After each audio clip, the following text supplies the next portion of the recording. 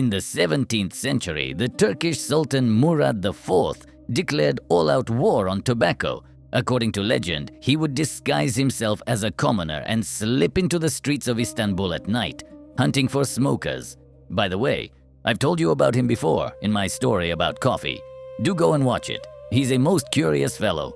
Any smoker who caught his eye met a cruel fate, from a public flogging to execution on the spot. Legend or not, the fact remains.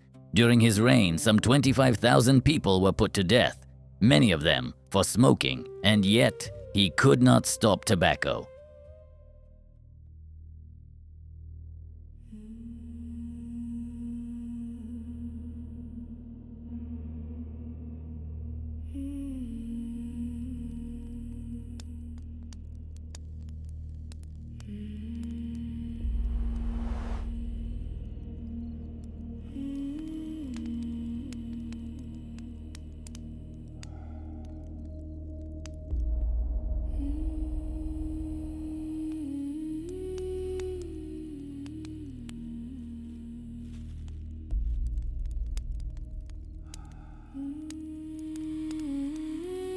Hello everyone, and welcome my friends. I am Jasper Diggs. Welcome to my channel, and today, as you've surely guessed, we shall be talking about tobacco. Brew yourself a cup of tea or coffee, settle in nice and comfortable, and let us uncover how the sacred herb of the native shamans came to enslave the world. And we'll begin at the very moment when a human being first drew that breath, when the first Spanish caravels reached the shores of the Caribbean islands in 1492. Columbus's sailors expected to find gold. Instead, they found weeds, or so they thought at least, as they watched the local people, the Taino, roll dried leaves into tight tubes, light them at one end, and calmly inhale the smoke through their nostrils.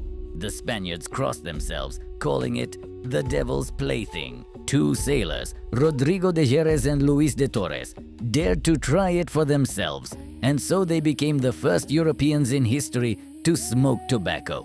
What follows is a story often told, though historians still argue over where the fact ends and the legend begins. They say that when Rodrigo returned to Spain and lit up in front of his relatives, his terrified neighbors reported him to the Inquisition for belching smoke from his mouth, a satanic act. And the poor fellow, so the tale goes, spent 7 long years behind bars for it. For the natives themselves, this smoke was never a plaything. It was currency, medicine, and the language they used to speak with the world. Bitten by a snake? A tobacco poultice. Aching head, smoke in the ear. Forging an alliance with a neighboring tribe, share a common pipe, and just try to lie afterwards. It was believed that anyone who broke such an oath insulted the spirits themselves. And the spirits, as everyone knows, do not forgive a slight. Those same sailors who once turned up their noses were, within a voyage or two, secretly hauling bundles of dried leaves in their holds. They quickly caught on. This herb did something strange. After a single draw, weariness fades and hunger seems to melt away. For a 16th century sailor living on hardtack and salted meat, this was very nearly a gift from heaven. Without ever realizing it, the Spaniards were not carrying a commodity back to Europe. They were carrying addiction.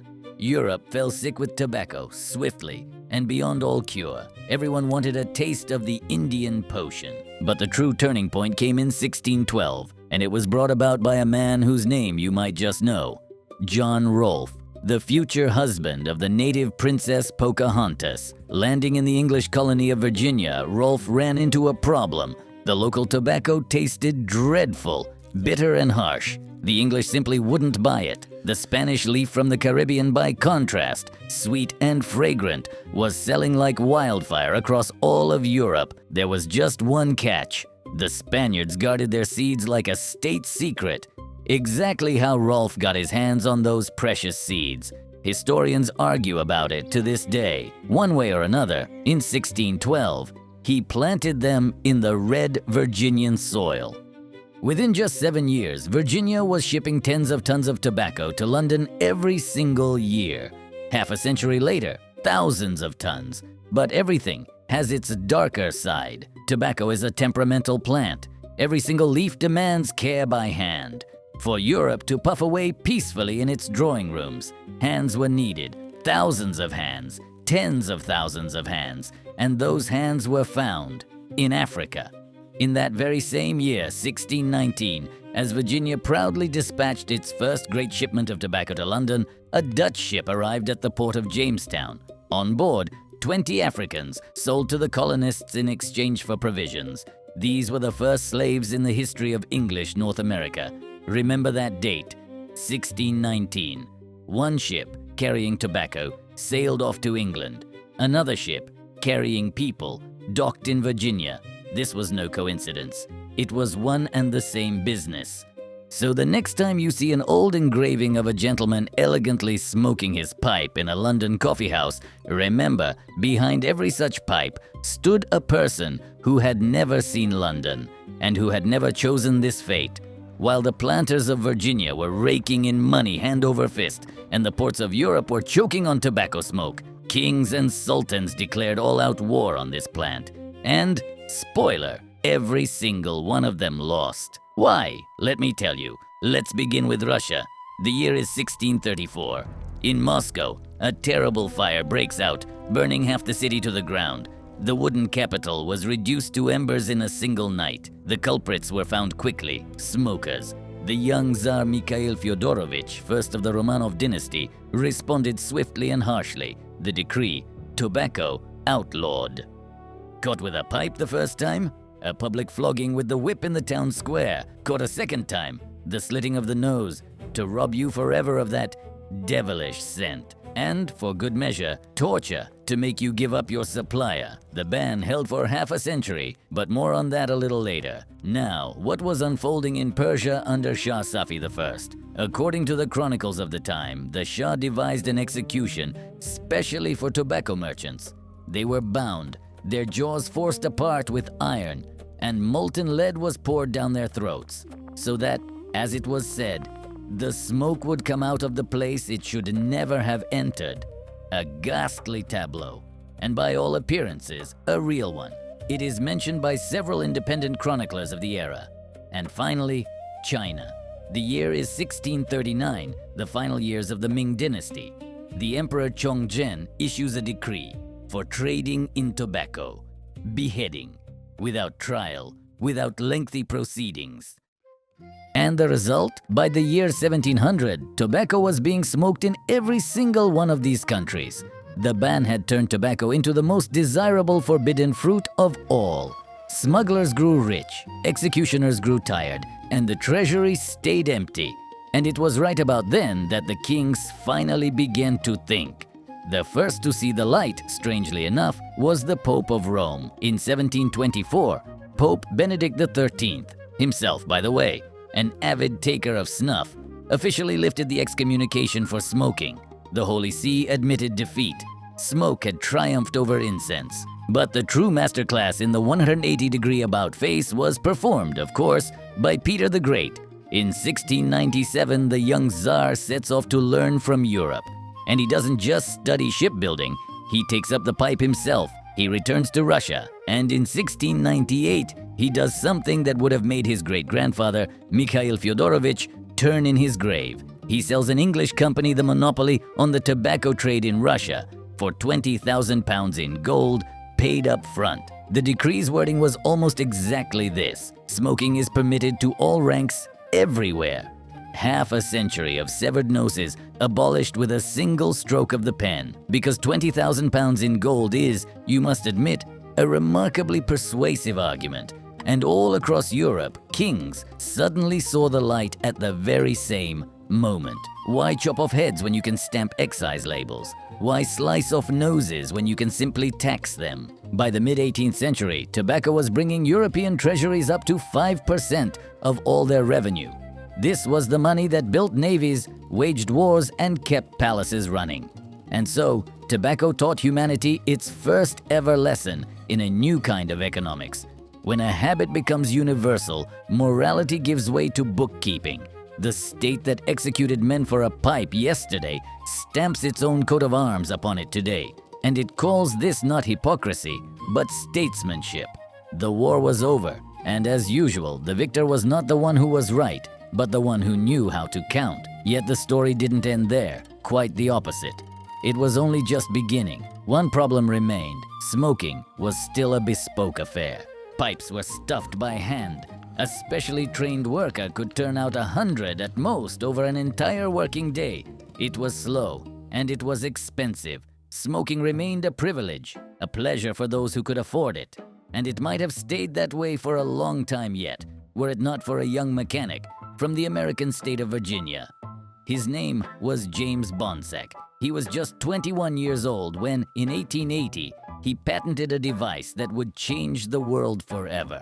Bonsack's machine fed the tobacco itself, rolled it in paper itself, and sliced the cigarettes into neat, even lengths, all on its own, and it produced 200 cigarettes a minute. And here is where it gets truly interesting. America's tobacco manufacturers refused to buy Bonsack's machine, every last one of them. They looked at this marvel and thought, who on earth are we going to sell that many cigarettes to?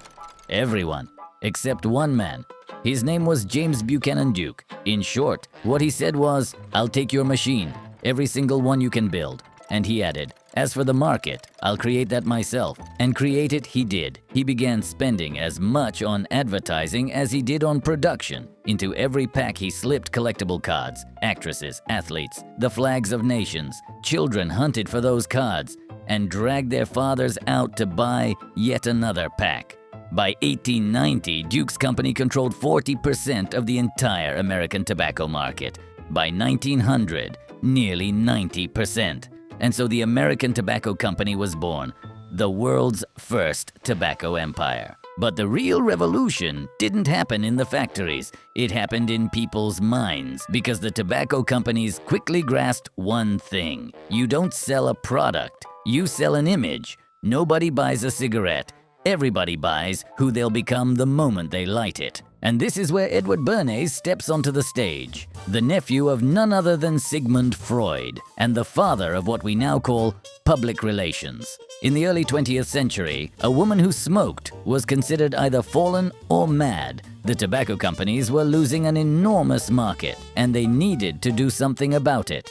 And Bernays did. He hired 10 young debutantes, handed them cigarettes, and on the day of New York's Easter parade, sent them marching down Fifth Avenue with lit cigarettes in their hands. The next morning, the papers were screaming about torches of freedom. A woman who smoked was no longer a fallen creature. A woman who smoked was a fighter for freedom. It was a stroke of genius. The papers printed the photographs, and women all across America rushed to the shops to claim their share of freedom.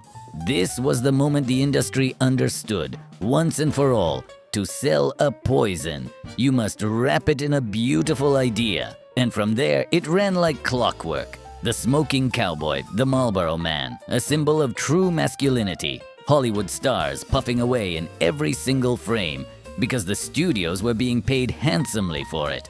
And, pay attention now, the advertisement. More doctors smoke Camels than any other cigarette. A smiling physician gazes out from the poster, white coat and all, a cigarette in his hand. This is 1946. The first scientific proof that smoking kills is just 4 years away. But in that moment, no one was thinking about that. The world was in love with smoke. Smoke meant success. Smoke meant freedom. Smoke meant that you were a modern human being. And absolutely no one suspected that this elegant little white stick with its slim gold band was the most successful killer in the history of mankind, one that had already counted its first millions. 500 years ago, a Maya shaman believed the smoke spoke to the gods. Today, we believe it helps us cope with stress. The gods have changed. The faith remains. In essence, the story of tobacco is the story of how mankind, time and again, chooses pleasure while knowing the price, and every time is astonished by the bill. This has been Jasper Diggs. Until we meet again in the next story, a very different one, but no less captivating, I promise.